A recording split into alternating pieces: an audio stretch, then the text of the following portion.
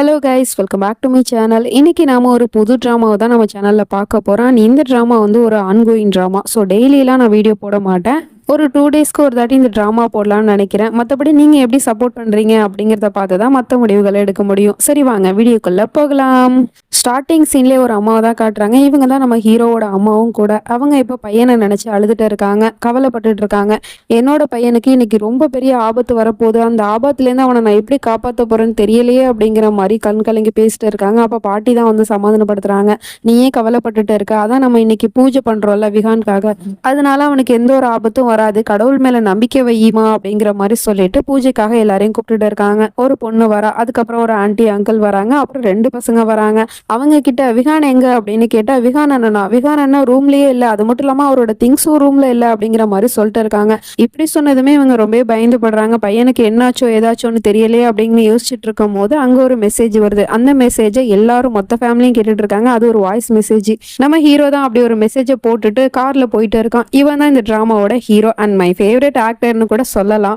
இந்த ஒரு ரீசனுக்காக தான் இந்த டிராமாவே நான் எடுத்தேன். அண்ட் நிறைய பேருக்கு இவனை தெரிஞ்சிருக்க வாய்ப்பு இல்லை, பட் வெப் சீரிஸ் நிறைய பேர் பார்ப்பாங்க இல்லையா, அவங்களுக்கு மேபி தெரிஞ்சிருக்க வாய்ப்பு இருக்கு. அப்படி இந்த ஆக்டர் உங்களுக்கு தெரியும் அப்படின்னா ரெட் கலர் ஹார்ட்டை கமெண்ட் பண்ணிடுங்க. சரி, அந்த மெசேஜ்ல அப்படி நம்ம ஹீரோ என்ன சொல்லியிருக்கான் அப்படின்னா, என்னால இந்த குடும்பத்துக்கு எந்த ஆபத்தும் வந்துடக்கூடாது, அதுவும் இன்னைக்கே வரப்போகுது அப்படின்னு தெரிஞ்சதுக்கு அப்புறமும் என்னால எப்படி அந்த வீட்டில் இருக்க முடியும், அதனால நான் இப்போ வீட்டை விட்டே போறேன். எனக்கு தெரியும் இந்த முடிவால நீங்க எல்லாருமே கவலையா இருப்பீங்க அப்படின்னு, ஆனா எனக்கு இதை தவிர வேற வழியே இல்லை. என்னால எந்த ஒரு ஆபத்தும் என் குடும்பத்துக்கு வர நான் விரும்பல அப்படிங்கிற மாதிரி சொல்லிட்டு போயிட்டு இருக்கான். கண் கலங்கிக்கிட்டே தான் டிரைவ் பண்ணிட்டு போறான். அது மட்டும் இல்லாம வீட்டை விட்டு வர்றதுக்கு முன்னாடி அம்மா காலை தொட்டு ஆசீர்வாதம் வாங்கிட்டு தான் அங்க இருந்து கிளம்பியிருப்பான் போல.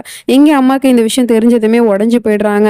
அவன் ஏன் இந்த மாதிரி ஒரு முடிவு எடுத்தான், ஏன் என்னை விட்டு போனா அப்படிங்கிற மாதிரி சொல்லிட்டு இருக்காங்க. பாட்டி உடனே, நீ என்ன பேசிட்டு இருக்க, அவன் வந்து இந்த வீட்டை விட்டு மட்டும் தான் போனான், நம்மளை விட்டு போகல, அவன் எப்போதும் நம்ம கூடவே தான் இருப்பான், கவலைப்படாத அப்படிங்கிற மாதிரி சமாதானம் பண்ணிட்டு இருக்காங்க. அந்த 2 பசங்களும், நாங்க போய் கூட்டிட்டு வந்துடுறோம் அண்ணனை, நீங்க கவலைப்படாதீங்க ஆண்டி அப்படின்னு சொல்லிட்டு கிளம்பிடுறானுங்க. இந்த பக்கம் இந்த டிராமாவோட ஹீரோயினை தான் காட்டுறாங்க. ரொம்பவே அழகா இருக்கால. இவளும் நம்ம ஹீரோவும் ஆல்ரெடி ஒரு வெப் சீரிஸ்ல நடிச்சிருக்காங்க. அந்த வெப் சீரிஸ் பேர் என்ன அப்படின்னு தெரிஞ்சிச்சுன்னா மறக்காம கமெண்ட் பண்ணிடுங்க. பாப்போம் எத்தனை பேருக்கு இவங்க 2 பேரோட பேர் தெரிஞ்சிருக்கு அப்படின்னு. அப்ப அங்க ஒரு பாட்டி ரொம்ப நேரமா அழுதுட்டு இருக்காங்க. அவங்க கிட்ட போய், என்னாச்சு பாட்டி, ஏன் அழுகுறீங்க அப்படின்னு சொல்லிட்டு கேட்டா, இங்க பாருமா, இந்த துளசி செடி காஞ்சு போச்சு, இது ரொம்ப அபசுகணும்னு சொல்லுவாங்க, ஏதோ தப்பு நடக்க போகுது அப்படிங்கிற மாதிரி சொல்லிட்டு இருக்காங்க. அப்படிலாம் எதுவும் இல்லை பாட்டி, ஏன் நீங்க கவலைப்படுறீங்க, இப்ப என்ன உங்களுக்கு, இந்த துளசி செடி இல்லைன்னா என்னன்னா உங்களுக்காக வீட்டுக்கு வரும்போது புது துளசி செடி வாங்கிட்டு வரேன், கவலைப்படாதீங்க பாட்டி அப்படின்னு சொன்னதும் அவங்களும் அதுக்கப்புறம் அங்க இருந்து போயிடுறாங்க. அதுக்கப்புறம் அந்த துளசி செடியை பார்த்துட்டு, நீ எதுக்காக காஞ்சு போன, காலங்காத்தாலே என்னோட பாட்டியோட மூட நீ சேட் ஆக்குறியா, நீ பண்றது ரொம்ப தப்புப்பா அப்படிங்கிற மாதிரி சொல்லிட்டு அங்க இருந்து போயிடுறா. அவ போன அடுத்த செகண்டே காஞ்சு போன துளசி செடியெல்லாம் இப்ப ஃப்ரெஷ்ஷா நிக்குது. எப்படி அப்படிங்கிறது தெரியல, ஏதோ ஒரு மேஜிக் மாதிரி இருக்கு. அண்ட் நம்ம ஹீரோயினுக்கு ஒரு மேஜிக் பவர் இருக்கு. அப்படி ஒரு பவர் இருக்கு அப்படிங்கிறது அவளுக்கே இன்னும் தெரியாது. கார் ஓட்டிட்டு நம்ம ஹீரோயின் போயிட்டு இருக்கா, அந்த பக்கம் நம்ம ஹீரோவும் கார் ஓட்டிட்டு வந்துட்டு இருக்கான். அதுக்கப்புறம் பார்த்தா இடையில ஒரு இடத்துல கார் பிரேக் டவுன் ஆயிடுச்சு போல. அப்ப அந்த காரை சரி பண்ணிட்டு இருக்கும் போது அந்த பக்கம் திரும்பி பார்த்தா சூரியன் அப்படியே கொஞ்சம் கொஞ்சமா மறைஞ்சு வந்துட்டு இருக்கு. ஏதோ சூரிய கிரகணம் மாதிரி தெரியுது. நம்ம ஹீரோவும் இந்த பக்கம் கார் ஓட்டிக்கிட்டு அதை பாக்குறான். அதை பார்த்த அடுத்த செகண்டே நம்ம ஹீரோவோட கண்ணு அப்படியே ரெட் கலர்ல பிளிங்க் ஆயிட்டு இருக்கு. இவனுக்குள்ள என்ன பவர் இருக்குங்கிறது தெரியல. வீட்லயுமே பையனுக்கு எதுவும் ஆயிடக்கூடாது அப்படின்னு பூஜை பண்ணிட்டு இருக்காங்க. அப்ப பார்த்தா திடீர்னு அந்த இடமே வித்தியாசமா இருக்கு. இவங்களுமே அதெல்லாம் பார்த்துட்டு தான் இருக்காங்க. சூரியனை வந்து ஏதோ ஒண்ணு மறைக்கிற மாதிரி தெரியுது. உடனே அம்மாக்கு ரொம்ப தப்பா தெரியுது, ஏதோ தப்பு நடக்க போகுது அப்படிங்கிற மாதிரி சொல்லிட்டு இருக்காங்க. அவங்க சொல்லி வாய மூடல. அடுத்த செகண்டே பார்த்தா ஒரு கிணறுக்குள்ள ஏதோ ஒரு உருவம் தெரியுற மாதிரி இருக்கு. அந்த உருவத்தோட முகத்தை நமக்கு காமிக்கல, ஜஸ்ட் கண்ணை மட்டும் தான் காமிக்கிறாங்க. அவளோட கண்ணும் ரெட் கலர்ல பிளிங்க் ஆயிட்டு இருக்கு. நம்ம ஹீரோயின் நின்று பார்த்துட்டு இருந்தாலே அப்ப பார்த்தா அந்த பக்கமா ஒரு ட்ரக் போயிட்டு இருக்கு. அந்த ட்ரக் நேரா நம்ம ஹீரோவை நோக்கி தான் வந்துட்டு இருக்கு. அதே சமயம் அந்த பக்கம் நிறைய பசங்க விளாண்டுட்டு இருக்காங்க. அதுல ஒரு பையனோட கண்ணு வந்து ரெட் கலர்ல மாறுது. அவன் என்ன பண்றான்னு நேரா ரோட்ல போய் நிக்கிறான். அப்படியே அவன் நிக்கிறத பார்த்ததும் பேலன்ஸ் மிஸ் ஆகி அந்த ட்ரக் அப்படியே கவுந்துருது. அதுல இருக்கிற அந்த பாக்ஸ் மட்டும் அப்படியே பறந்து உருண்டு ஓடிக்கிட்டு இருக்கு. அதுக்குள்ள அங்க வந்த பையன் சர்ன்னு அங்க இருந்து போயிடுறான். ஆனா அந்த ட்ரக்ல இருக்கிற பாக்ஸ் அப்படியே உருண்டு வந்துட்டு இருந்துச்சு இல்லையா, அது நம்ம ஹீரோவோட காரை நோக்கி தான் வருது. அவனுமே அந்த பக்கமும் இந்த பக்கமும் காரை வளைச்சிட்டு இருக்கான். பட் பேலன்ஸ் மிஸ் ஆகுது. அதெல்லாம் நம்ம ஹீரோயினையும் இந்த பக்கம் பார்த்துட்டு தான் இருக்கா. ஒரு கட்டத்துக்கு மேல அந்த கார் அப்படியே அந்த பாக்ஸ் மேல மோதி பெரிய ஆக்சிடென்ட் ஆயிடுது. இது எல்லாமே நம்ம ஹீரோயினோட கண்ணு முன்னாடி தான் நடக்குது. அந்த காருமே நல்லா எரிஞ்சுக்கிட்டு இருக்கு. எரிஞ்சது மட்டும் இல்லாம அது அப்படியே வெடிச்சு சதுரிடுச்சு. அதுல இருக்கிற நம்ம ஹீரோக்கு என்னாச்சு அப்படின்னு சொல்லிட்டு பார்த்தா அவன் அப்படியே வந்து விழுகிறான் ரோட்ல. பட் அவனோட உடம்பு கிடம்பு எல்லாம் செதஞ்சு போய் கிடக்குது.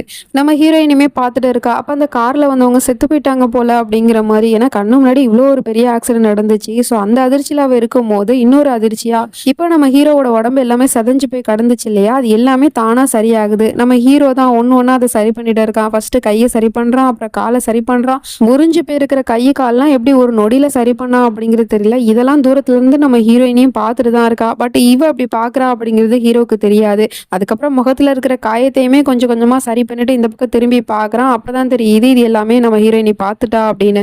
அவளுக்கு இது ரொம்ப பெரிய அதிர்ச்சியாக இருக்குது. என்னடா இது செத்துட்டான்னு பார்த்தா இப்படி தன்னைத்தானே சரி பண்ணிக்கிட்டு ஒருத்தன் வந்து நிற்கிறானே, இவன் மனுஷனா என்ன அப்படிங்கிற மாதிரி பார்த்துட்டு இருக்கா.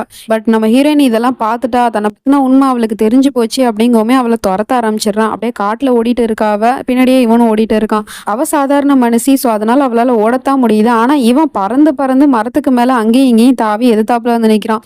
அவளை பார்த்தா அடுத்த செகண்டே அவளோட கழுத்தை பிடிச்சி நெரிச்சுக்கிட்டு இருக்கான். அவளை கொலை பண்ற அளவுக்கு அவ்வளோ கண்ணில் வெறி தெரியுது. இவ கண்ணில் அவனை பத்தின பயம்தான் தெரியுது. அப்படியே கழுத்தை நெரிச்சு சாகடிச்சிருவானோ நம்ம ஹீரோயினியா அப்படின்னு பார்த்துட்டு இருக்கும் போது தான் வீட்டில் எங்கேயோ பூஜை பண்ணிட்டு இருக்காங்க. அதே சமயம் அந்த சூரியன் மறைஞ்சு இருந்துச்சு இல்லையா, அது இப்போ அப்படியே நார்மல் ஆயிடுது. அது அப்படி நார்மலான அடுத்த செகண்டே நம்ம ஹீரோயினி அவன் விட்டுறான். அதுக்கப்புறமா தான் இவன் சுய நினைவுக்கே வரான். எதிர்த்தாப்புல பார்த்தா அவ பயந்து போய் நின்றுட்டு இருக்கா. நான் என்ன காரியம் பண்ணிட்டேன் அப்படிங்கிற மாதிரி அவகிட்ட போய் சாரி அப்படின்னு சொன்னா அவ பயந்துகிட்டே பார்த்துட்டு இருக்கா. என்னை மன்னிச்சிருங்க அப்படின்னு அவளை போய் தொட்டா அவ இன்னும் பயத்திலே தான் இருக்கா. உடனே அவன் என்ன பண்றான்னா அவளோட நெத்தியில கையை வைக்கிறான். அடுத்த செகண்டே அவளுக்கு என்ன ஆச்சுன்னு தெரியல, அப்படியே மயங்கி விழுந்துட்டா. அப்படியே மயங்கின அவளை அங்க இருந்து தூக்கிட்டு போயிட்டு இருக்கா. நல்லா மழை பெய்யுது. அதுக்கப்புறம் அவளோட அந்த டாக்ஸி கிட்ட விட்டுட்டு இவன் பாட்டிக்கு அங்க இருந்து கிளம்பி போயிடுறான். இந்த கதையை பார்க்கும்போது உங்களுக்கு என்ன தோணுது? இந்த ஸ்டோரியை ஒரு விதத்தில் பார்க்கும்போது நீங்கள் ஆல்ரெடி பார்த்த மாதிரி தான் தெரியும். ஏன்னா இது வந்து அதிசய பிறவி ட்ராமா இருக்கு இல்லையா, அந்த ட்ராமாவும் அதே கண்கள் ட்ராமாவும் ஒன்றா சேர்த்து ஒரு ட்ராமாவை உருவாக்கியிருக்காங்க. ஸோ புதுசாக ஒரு கதையை உருவாக்கியிருக்காங்க அப்படிங்கிறதுக்காக தான் நான் இந்த கதையை பேச ஆரம்பிச்சிட்டேன். இதுக்கப்புறம் என்ன நடக்க போகுது அப்படிங்கிறத நம்ம நெக்ஸ்ட் பார்ட்டில் பார்த்து தெரிஞ்சுப்போம். அப்புறம் இந்த ட்ராமா எப்படி இருந்துச்சு, நல்லா இருந்துச்சா அப்படிங்கிறத மறக்காமல் கமெண்ட் பண்ணிவிடுங்க. தேங்க்ஸ் ஃபார் வாட்சிங் அண்ட் பாய் ஃப்ரெண்ட்ஸ்.